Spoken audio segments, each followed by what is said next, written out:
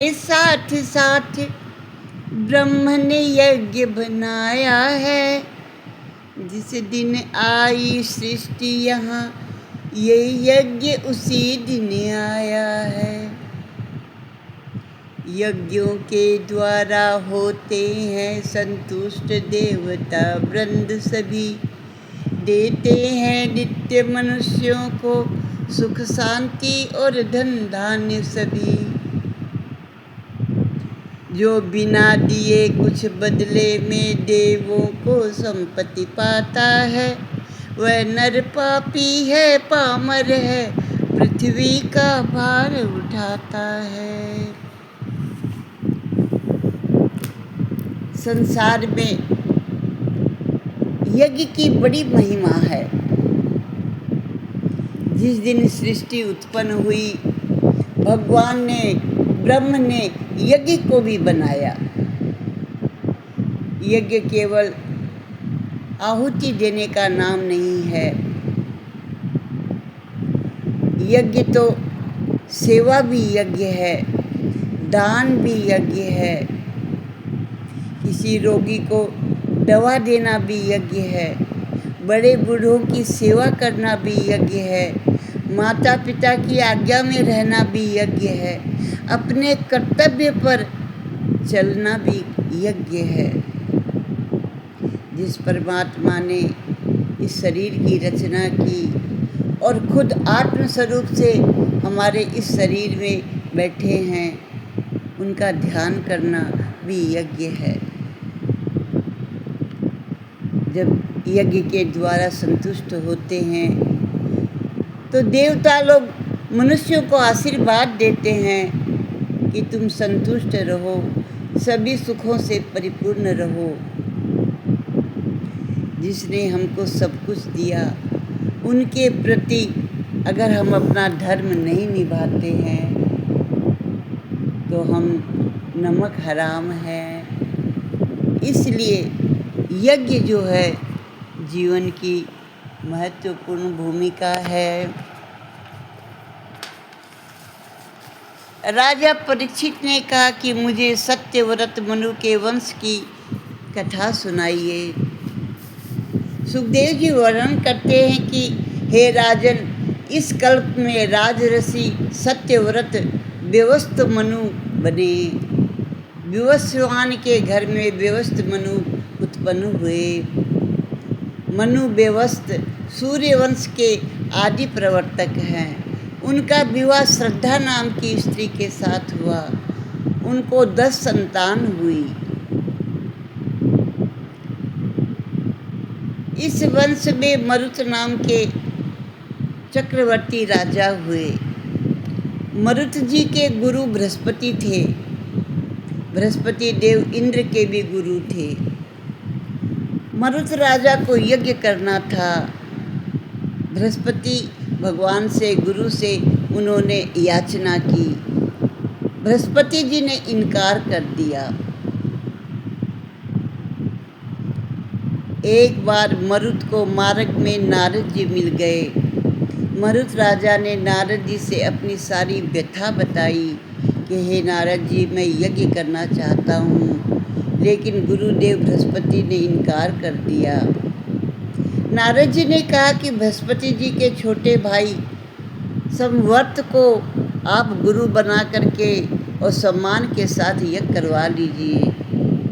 राजा ने कहा कि संवर्त जी तो योगी हैं, उनका तो कहीं अता पता भी नहीं है, मैं उनका पता कैसे लगाऊंगा। नारद जी ने कहा, उनका पता मैं तुम्हें बताता हूँ, किंतु मेरा नाम मत लेना।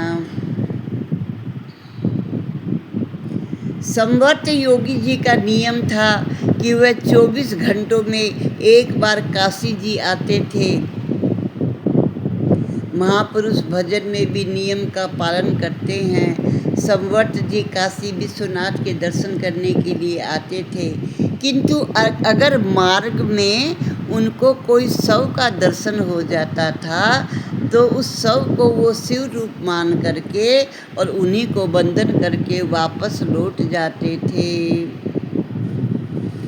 महाभारत के अनुशासन पर्व में ये कथा विस्तार से बताई गई है। मरुत राजा शव को लेकर रात को मार्ग में बैठ गए।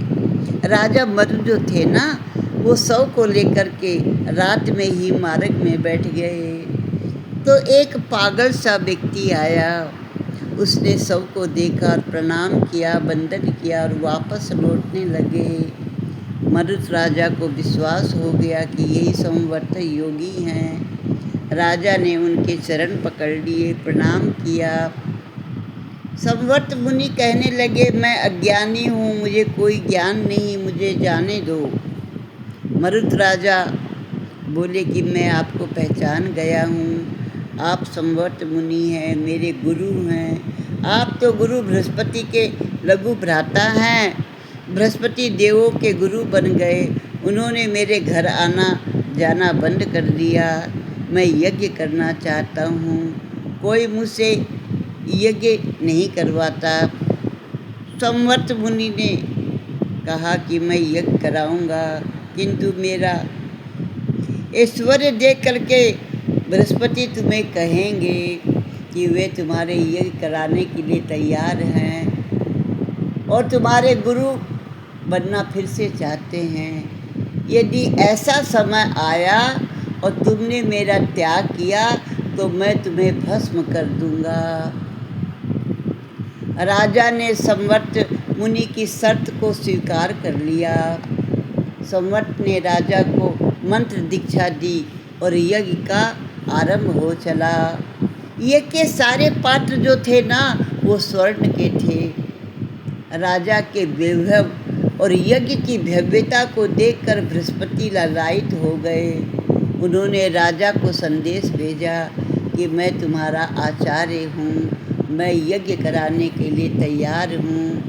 बृहस्पति जी ने इंद्र से कहा।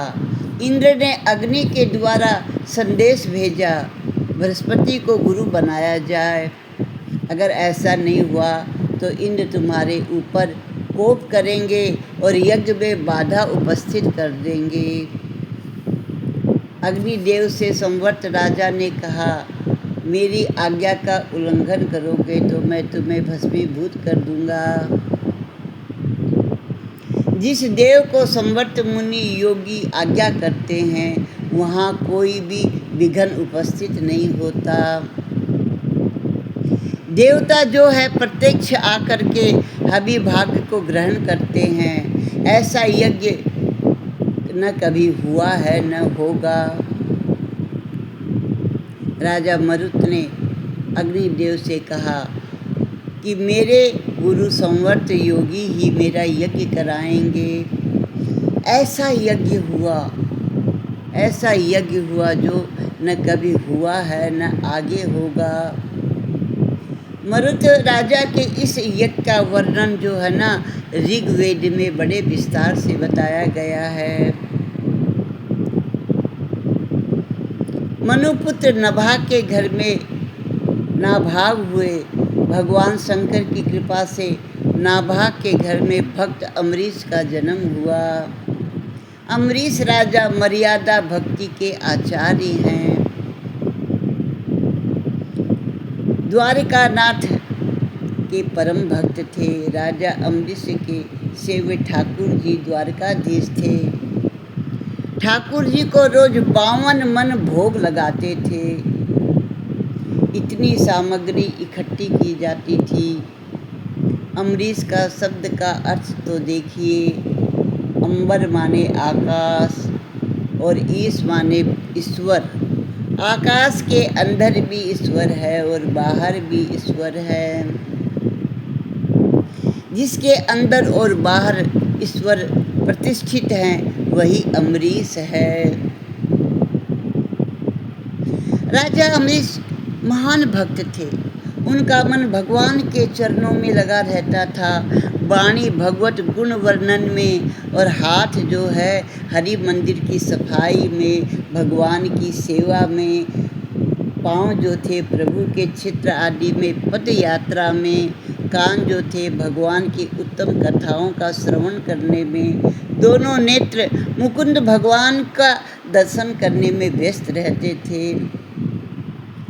वे भगवान श्री कृष्ण का रात दिन वंदन करते थे। भगवान की सेवा में जो व्यक्ति अपना शरीर त्याग देता है उसका देह अभिमान जो है वो कम हो जाता है। भक्ति मार्ग धन या तन से नहीं, मन की प्रधानता होती है। जब से भक्त ने धन का प्राधान्य हुआ है, जब से भक्तों के दिल में धन की प्रधानता हुई है, तब से भक्ति जो है छिन्न भिन्न हो गई। राजा अम्बरीश सभी सर्वप्रथम कहते हैं कि मेरा मन सदा कृष्ण के चरणों में लगा रहे। सेवा में धन नहीं, मन ही मुख्य होता है। सेवा का अर्थ है सेव्य। कृष्ण ने मन को पिरोए रखना। सेवा का संबंध मन से है। शरीर से जो क्रिया की जाती है उनसे यदि मन का संयोग नहीं होता है तो सारी सेवा जो है व्यर्थ है। सेवा का जो क्रम है ना, वो अम्बरीश राजा ने जगत को समझाया। सेवा का आरंभ मन से होता है। मन जो है सूक्ष्म होता है, वह जगत और ईश्वर के साथ एक साथ संबंध नहीं बना सकता। मन को मनाओगे तो वह मान जाएगा, किसी के उपदेश से नहीं। तुम स्वयं ही अपने मन को समझाओगे तभी असर होगा। अपने मन को और कोई तो क्या समझा सकता है, तुम खुद अपने मन को समझा सकते हो। आगे की कथा क्रमशः।